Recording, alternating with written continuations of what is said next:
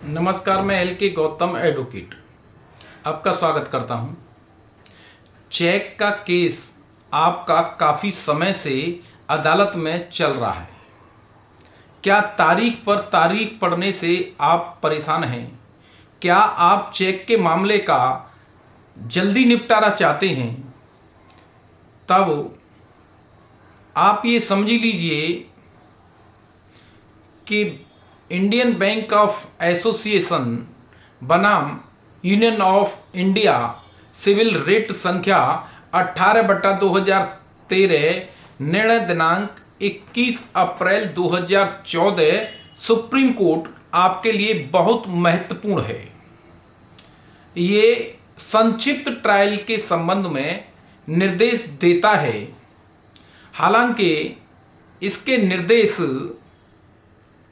Publish हो चुके हैं और बहुत सारे लोगों की नज़र में हैं, लेकिन आम आदमी के लिए जिन लोगों का मामला चेक के संबंध में अदालतों में विचाराधीन है अथवा चेक के केस करना चाहते हैं, उन लोगों के लिए ये बहुत लाभकारी है और उनका सहयोग कर सकता है। इसके निर्देश मैं आपके सामने रखने का प्रयास कर रहा हूं। जिस दिन चेक का केस आप अदालत में दाखिल करते हैं, उसी दिन यदि आपने कंप्लेंट के साथ एफिडेविट दिया है और उसके साथ चेक बाउंस की स्लिप, नोटिस, चेक आदि डॉक्यूमेंट दिए हैं, तब उनकी जांच अदालत यानी जुडिशियल मजिस्ट्रेट करेगा और उस पर उसी दिन संज्ञान लेगा यानी कार्रवाई करेगा और अभियुक्त को सम्मन करने का आदेश देगा। यानी जो मामला कई महीनों में सम्मनिंग का, अभियुक्त को बुलाने का आदेश होता है, वो उसी दिन अदालत द्वारा पारित करना है। ये स्पीडी ट्रायल के संबंध में है, चूंकि जल्दी होगी, इसी में बहुत महीने लग जाते हैं। दूसरा, अदालत अभियुक्त के पते पर सम्मन भेजने में व्यवहारिक और वास्तविक दृष्टिकोण अपनाएगी, यानी डाक के साथ सम्मन भेजने के साथ ही ईमेल, व्हाट्सएप, मैसेज आदि जो व्यवहारिक हैं जिससे अभियुक्त पर सूचना पहुंच सकती है, वो दृष्टिकोण, वो रीति अपनाएगी जिससे जल्दी से जल्दी अभियुक्त को सूचना मिले और इसके संबंध में यानी अभियुक्त की हाजिरी के लिए शॉर्ट डेट देगी। यदि सम्मन बिना तामील हुए लिए वापस हो जाता है तो उसके बाद वारंट आदि कार्रवाई की जाएगी। नंबर 3, कोर्ट सम्मन में ये लिख सकती है कि अभियुक्त अगर एप्लीकेशन अदालत में देता है और वो कहता है कि पूरे मामले को कंपाउंड कर दिया जाए, वो चेक की धनराशि दे रहा है, तब इस संबंध में अदालत आदेश पारित कर सकती है। ये ऐसी बातें चेक के संबंध में सम्मन पर ही लिख देनी है जिससे अभियुक्त को ये जानकारी हो जाए कि अदालत इसका शीघ्र निपटारा कराने की स्थिति में है।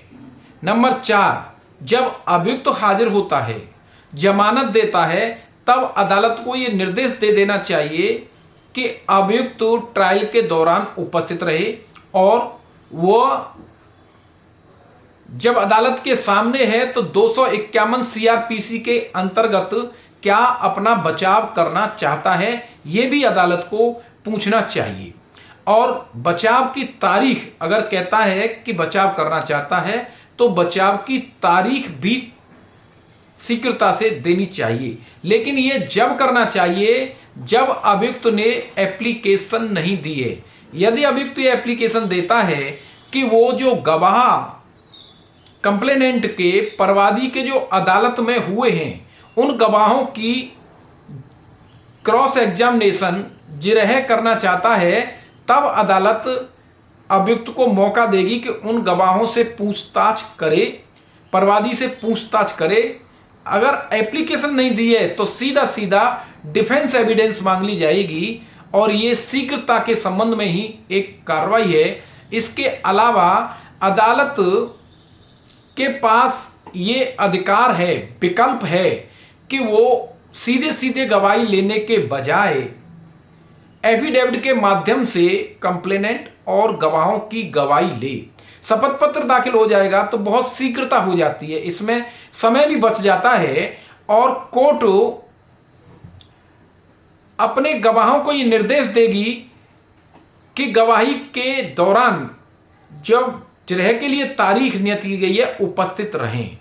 यानी पांचवा निर्देश 3 माह के भीतर सारे गवाहों की गवाही को पूरा कर लेने का निर्देश है। इसमें प्रोसिक्यूशन साइड की गवाही है।